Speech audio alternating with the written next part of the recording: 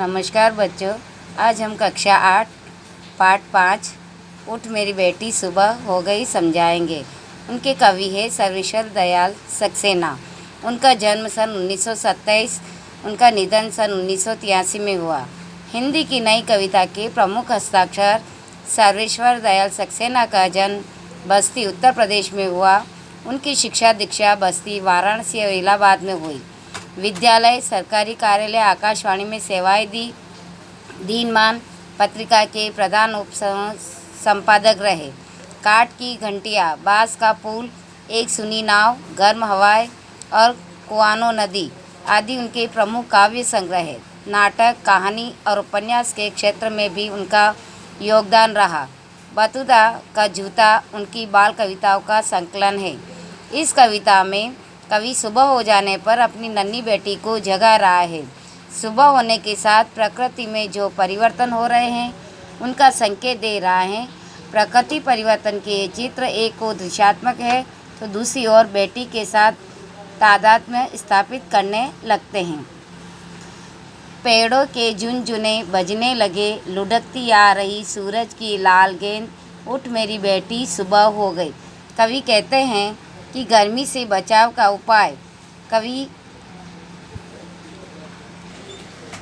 कहते हैं कि पवन बहने के कारण पेड़ों की डालियाँ हिल डुल रही हैं, जिससे उनके झुनझुने जैसा स्वर निकलने लगा है।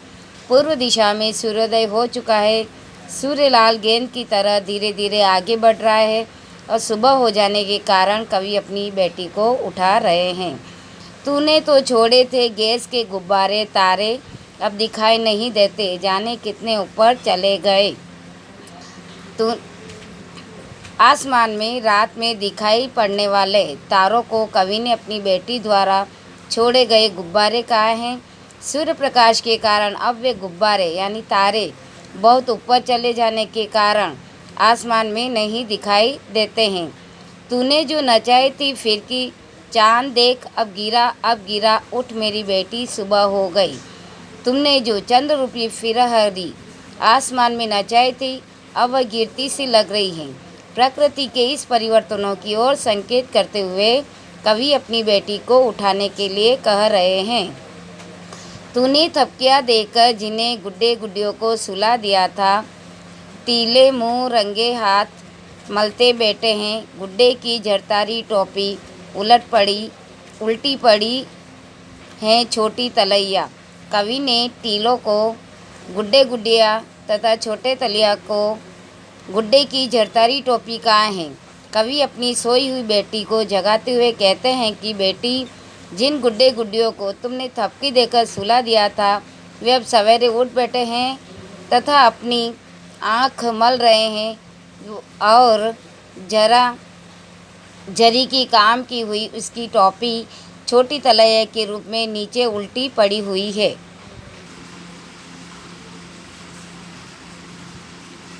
वह देख उड़ी जा रही है चुनर तेरी गुड़िया की झिलमिल नदी, उठ मेरी बेटी सुबह हो गई। कवि ने झिलमिल प्रवाहित नदी को अपनी बेटी की गुड़िया की चुनर माना है। बेटी को कवि इसकी गुड़िया की उड़ती हुई चुनर का समाचार देकर आश्चर्यचकित कर उठाना चाहते हैं। कवि अपनी बेटी से कहते हैं कि देख, तेरी गुड़िया की चुनर उड़ी जा रही है, इसलिए उठ और गुड़िया की उड़ती चुनर पकड़ ले।